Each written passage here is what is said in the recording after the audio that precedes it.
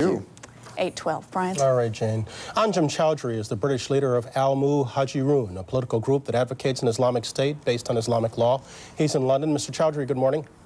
Good morning. What's your reaction to the U.S.-led airstrikes in Afghanistan?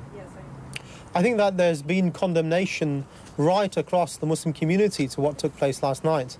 They see this as an act of aggression against Islam and Muslims.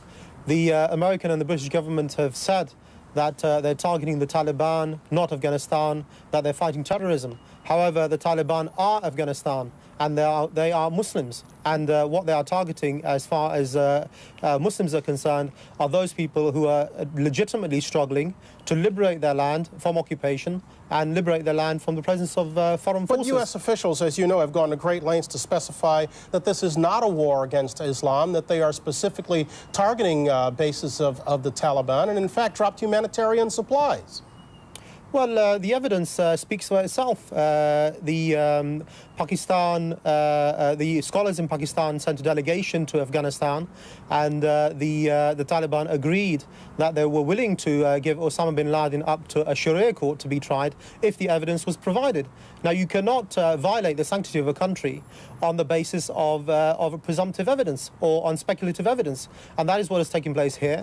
It's against the United Nations Charter, and there's widespread condemnation in the Muslim community and the non-Muslim community. Mr. Choudhury, it's more than presumptive evidence. I mean, bin Laden was tried and indicted for previous acts of terrorism. Why do you deny the U.S. the right to hold him accountable?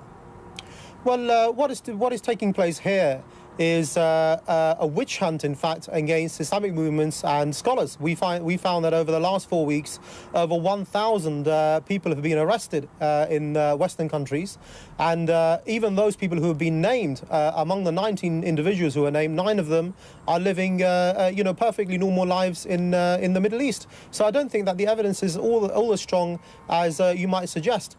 But having said that, what appears to have happened is something which happened in the Gulf War, when the American administration said that we're after Saddam Hussein, that we're going to have precision bombing, we're going to bomb those military sites and destroy the infrastructure of war. And yet we found that over 200,000 innocent civilians died during that war, and something in the region of 2 million to date. So I think that the Muslims are thinking back to what took place in Iraq, the U.S. foreign policy, and the implications in the Middle East. The U.S., as you know, Mr. Choudhury, gave the Taliban 3 weeks to cooperate with efforts to bring bin Laden to justice. Why do you not hold them accountable at all? Why do you find no fault with that regime?